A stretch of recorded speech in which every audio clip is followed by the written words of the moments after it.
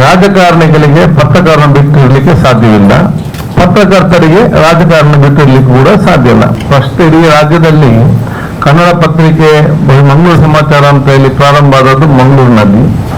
ತಮ್ಮ ಬುದ್ಧಿಶಕ್ತಿಯನ್ನು ಜಾಸ್ತಿಗೊಳಿಸಲಿಕ್ಕೆ, ಜ್ಞಾನವನ್ನು ಅರ್ಥ ಮಾಡಲಿಕ್ಕೆ ಪ್ರತಿಯೊಬ್ಬರು ಕೂಡ ಪತ್ರಿಕೆಯನ್ನು ಓದಬೇಕು. ಫಸ್ಟ್ ಕೆಲಸ ಇದು ಆಗ್ಬೇಕಾದ್ರೆ ಹೌದು.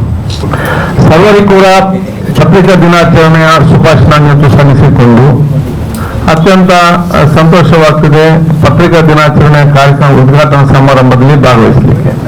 ಯಾಕಂತ ಹೇಳಿದ್ರೆ ರಾಜಕಾರಣಿಗಳಿಗೆ ಪತ್ರಕರ್ತರನ್ನು ಬಿಟ್ಟಿರಲಿಕ್ಕೆ ಸಾಧ್ಯವಿಲ್ಲ, ಪತ್ರಕರ್ತರಿಗೆ ರಾಜಕಾರಣ ಬಿಟ್ಟಿರ್ಲಿಕ್ಕೆ ಕೂಡ ಸಾಧ್ಯ ಇಲ್ಲ. ಪರಸ್ಪರ ಒಬ್ಬರಿಗೊಬ್ಬರು ಇರಲೇಬೇಕಾದಂತ ಒಂದು ಕಾಲಘಟ್ಟ ಎಲ್ಲ ಹಂತದಲ್ಲಿ ಕೂಡ ಇರುವಂತದ್ದು. ಯಾಕಂತ ಹೇಳಿದ್ರೆ ರಾಜಕಾರಣಿಗಳು ಜನಪ್ರತಿನಿಧಿಯನ್ನು ಕೆಲಸ ಮಾಡಿದರೆ ಅದು ಪತ್ರಿಕೆಯಲ್ಲಿ ಬರಬೇಕು, ಇವರಿಗೆ ಪತ್ರಿಕೆಯಲ್ಲಿ ನ್ಯೂಸ್ ಆಗಬೇಕಾದ್ರೆ ರಾಜಕಾರಣಿಗಳು ಕೂಡ ಬೇಕು. ಪರಸ್ಪರ ಒಬ್ಬರಿಗೊಬ್ಬರು ಬಹುಶಃ ಅಭಿನವಾದ ಸಂಬಂಧ ಇವತ್ತು ಇರುವಂತದ್ದು.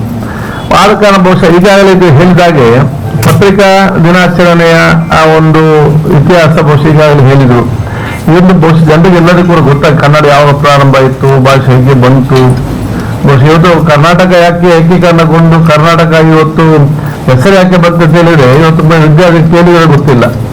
ಭಾಷೆ ಆಧಾರದಲ್ಲಿ ಮೈಸೂರು ಇದ್ದದ್ದು ಕರ್ನಾಟಕ ಅಂತ ಆಗ್ಲಿಕ್ಕೇನು ಕನ್ನಡ ಏಕೀಕರಣ ಸಮಿತಿಯವರು ಕನ್ನಡಕ್ಕೆ ಮಹತ್ವ ಕೊಡ್ಬೇಕಂತೇಳಿ ಸಾಹಿತ್ಯ ಮತ್ತು ಈ ಒಂದು ಹೋರಾಟಗಾರರ ಒಂದು ವಿಶೇಷ ಪ್ರಯತ್ನ ಮತ್ತು ಅವತ್ತಿನ ದೊಡ್ಡ ಮಟ್ಟದ ಒಂದು ಬೇಡಿಕೆ ಮುಖಾಂತರ ಇಡೀ ಕರ್ನಾಟಕ ಅಂತ ಹೆಸರು ಇಲ್ಲುವಂತ ಬಂತು. ಭಾಷಾ ಆಧಾರಿತವಾಗಿ ಕನ್ನಡಕ್ಕೆ ಮಹತ್ವ ಕೊಡಬೇಕಂತ ಬರುವಂತದ್ದು. ಇದೇ ರೀತಿಯಲ್ಲಿ ಬಹುಶಃ ಇದು ಕನ್ನಡ ಪತ್ರಿಕೆ ಮಂಗಳೂರಿನಲ್ಲಿ ಪ್ರಪ್ರಥಮವಾಗಿ ಪ್ರಾರಂಭ ಆಗಿದೆ ಅಂತ ಹೇಳಿದರೆ ಅದು ಕೂಡ ಬಹುಶಃ ಯಾರಿಗೂ ಕೂಡ ಗೊತ್ತಿರ್ಲಿಕ್ಕಿಲ್ಲ. ಫಸ್ಟ್ ಇಡೀ ರಾಜ್ಯದಲ್ಲಿ ಕನ್ನಡ ಪತ್ರಿಕೆ ಮಂಗಳೂರು ಸಮಾಚಾರ ಅಂತ ಹೇಳಿ ಪ್ರಾರಂಭ ಆದದ್ದು ಮಂಗಳೂರಿನಲ್ಲಿ.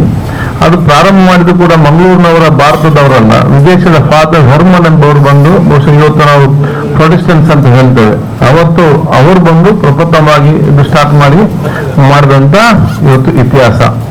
ಅದರ ನಂತರ ನಮ್ಮ ಸಾಮಾಜಿಕ ಮತ್ತು ರಾಷ್ಟ್ರದ ಬೆಳವಣಿಗೆಯಲ್ಲಿ ಪತ್ರಕರ್ತರು ಮತ್ತು ಪತ್ರಿಕಾ ರಂಗ ಅದರದ ಬಹಳಷ್ಟು ಕೊಡುಗೆಯನ್ನು ಕೊಟ್ಟಿದೆ ಅಂತ ಮಾಡಲಿಕ್ಕೆ ಸಾಧ್ಯ ಇಲ್ಲ. ಎಲ್ಲ ಕಾಲಘಟ್ಟದಲ್ಲಿ ಕೂಡ ಪತ್ರಿಕೆ ಮತ್ತು ಪತ್ರಿಕೆಗಳಾಗ ಬಂದಿದೆ. ಮಹಾತ್ಮ ಗಾಂಧೀಜಿಯವರು ಕೂಡ ಪತ್ರಿಕೆಯನ್ನು ಪ್ರಾರಂಭ ಮಾಡಿದ್ರು ಜನರಿಗೆ ಬೇಕಾಗಿ. ಮಹಾತ್ಮ ಅಂಬೇಡ್ಕರ್ ಅವರು ಧ್ವನಿಲ್ಲದವರಿಗೆ ಧ್ವನಿಯಾಗಿ ಅವತ್ತು ಆಯಿತು. ಲೋಹಿಯಾರವರು ಕೂಡ ಪತ್ರಿಕೆಯನ್ನು ಪ್ರಾರಂಭ ಮಾಡಿ ಒಂದು ಉದ್ದೇಶದ ಕೆಲವು ಸಾಮಾಜಿಕವಾಗಿಯೂ ಕೆಲವು ವಾಯ್ಸ್ ಕೊಡಬೇಕೆಂಬ ಉದ್ದೇಶದಿಂದ ಈ ರೀತಿ ಪ್ರತಿ ಹಂತದಲ್ಲಿಯೂ ಕೂಡ ಎಲ್ಲ ವರ್ಗದ ಮತ್ತು ಎಲ್ಲ ಪರಿಸ್ಥಿತಿಗೆ ಅನುಗುಣವಾಗಿ ಅವತ್ತಿನ ಕಾಲದ ಪತ್ರಿಕಾರಂಗ ಹಂತ ಹಂತವಾಗಿ ಇವತ್ತು ಬಂದಿದೆ. ಇವತ್ತು ಬಹುಶಃ ಎಲ್ಲರೂ ಕೂಡ ಪತ್ರಿಕಾ ರಂಗದಲ್ಲಿ ಇವತ್ತು ತೊಡಕೊಳ್ಳಿ ಕೂಡ ಇವತ್ತು ಕಾಲಘಟ್ಟಗಳ ಹಂತವನ್ನು ನಾವು ನಿಂತಿದ್ದೇವೆ. ಇವತ್ತು ಡಿಜಿಟಲ್ ಕಾಲಘಟ್ಟದಲ್ಲಿ ಈ ಪ್ರಿಂಟೆಡ್ ಮೀಡಿಯಾ ಇವತ್ತು ಬಹಳಷ್ಟೇ ಬಲಿಷ್ಠವಾಗಿ ಇವತ್ತು ಬಲ ಒತ್ತಡ ಮುಖಾಂತರ ಕೆಲಸ ನಡೆಸುವಂತ ಕೆಲಸ ಕೂಡ ಇವತ್ತು ಆಗಿದೆ. ಮುಂದಿನ ದಿನ ಹೇಗೆ ಆಗ್ತೀರ ಅಂತೇಳಿ ಬಹುಶಃ ರೂಪರೇಷನ್ ಹೀಗೆ ಕೂಡ ಆಗುವಂತ ವಿಚಾರ ಕೂಡ ಇವತ್ತು ಇದೆ. ಅದಕ್ಕೆ ನಾನು ಬಹುಶಃ ಇವತ್ತು ಈ ಒಂದು ಪತ್ರಿಕಾ ದಿನಾಚರಣೆ ದಿವಸದಲ್ಲಿ ನಾನು ಎಲ್ಲ ವಿದ್ಯಾರ್ಥಿ ಯುವಕರಿಗೆ ಹೇಳಿಷ್ಟೇ, ತಮ್ಮ ಬುದ್ಧಿಶಕ್ತಿಯನ್ನು ಜಾಸ್ತಿಗೊಳಿಸಲಿಕ್ಕೆ, ಜ್ಞಾನವನ್ನು ಅರ್ಥ ಮಾಡಲಿಕ್ಕೆ ಪ್ರತಿಯೊಬ್ಬರು ಕೂಡ ಪತ್ರಿಕೆಯನ್ನು ಓದಬೇಕು. ಫಸ್ಟ್ ಕೆಲಸ ಇದು ಆಗ್ಬೇಕಾದ್ರೆ ಹೌದು. ನಾನು ಸಣ್ಣದಿರುವಾಗ ಬಹುಶಃ ನನಗೆ ರಾಜಕೀಯಕ್ಕೆ ಸೇರೋ ಮುಂಚೆ ನಾನು ಹೈಸ್ಕೂಲ್ನಲ್ಲೇ ನನ್ನ ತಂದೆ ಶಾಸಕರಾಗಿದ್ರು ಕೂಡ ಆ ಸಂದರ್ಭದಲ್ಲಿ ಹೈಸ್ಕೂಲ್ ಮತ್ತು ಪ್ರೈಮರಿ ಯಾವಾಗ ನನಗೆ ಪ್ರೈಮರಿಯಲ್ಲಿ ಯಾವ ಓದ್ಲಿಕ್ಕೆ ಸ್ವಲ್ಪ ಅರ್ಥ ಆಗುವಂತ ಕಾಲಘಟ್ಟ ಇತ್ತು ಸಮಯದಲ್ಲಿ ಬೆಳಿಗ್ಗೆ ಫಸ್ಟ್ 6 ಗಂಟೆಗೆ ಡೋರ್ ಓಪನ್ ಮಾಡಿ ಪೇಪರ್ ಓದಬೇಕು. ಅದರಲ್ಲಿ ಪ್ರತಿ ದಿವಸ ಕೂಡ ಪೇಪರ್ ಒಂದು ಕಂಪ್ಲೀಟ್ ಆಗಿ ಫಸ್ಟ್ ಬಂದವರಿಗೆ ಅಲ್ಲಿ ಪೇಪರ್ ಅವನು ಅರ್ಧ ಗಂಟೆ ಲೇಟ್ ಆದ್ರೆ ಏನಕ್ಕೆ ಹಿಂದೂ ಕೂಡ ಬರಲಿಲ್ಲ ಅಂತೇಳಿ ಇತ್ತು. ನಮ್ಮ ಮನೆ ಮುಂದೆ ಆಗ ಸಣ್ಣ ಅಂಗಡಿ ಇತ್ತು ಮರದ ಅಡಿಯಲ್ಲಿ ಪತ್ರಿಕೆ ಪೇಪರ್ ಬುಕ್ ಸ್ಟಾಲ್ ಬೆಂಗಳೂರಲ್ಲಿ. ಈಗ ಅಲ್ಲಿ ಕಾಂಪ್ಲೆಕ್ಸ್ ಎಲ್ಲ ಬಂದಿದೆ ಅಂಗನವಾಡಿ ಜಂಕ್ಷನ್ ಅಲ್ಲಿ. ಅಲ್ಲಿ ಸಂಜೆ ಹೊತ್ತು ಪ್ರತಿ ವೀಕ್ಲಿ ಬರುವುದು ಲಂಕೇಶ್ ಪತ್ರಿಕೆ ಮತ್ತು ಬೇರೆ ಪತ್ರಿಕೆ ಎಲ್ಲ. ಅದು ಗುರುವಾರ ಬರುವಂಥದ್ದು ಸಂಜೆ 4:15 ಗಂಟೆಗೆ ಅದು ಸಂಜೆ ಆಗ್ಬೋದು. ಅದು ಬರ್ಲಿಕ್ಕೆ ಅದನ್ನು ಕಾದು ಕೂತ್ಕೊಂಡು 4 ಗಂಟೆಗೆ ಅಲ್ಲಿ ಹೋಗಿ ಅಲ್ಲಿ ತೆಗೆದು ಅಲ್ಲೇ ಓದುದು ಮರದ ಅಡಿಯಲ್ಲಿ ಕೂತ್ಕೊಂಡು. ಅಷ್ಟು ಇಂಟ್ರೆಸ್ಟ್ ಓದ್ಲಿಕ್ಕೆ.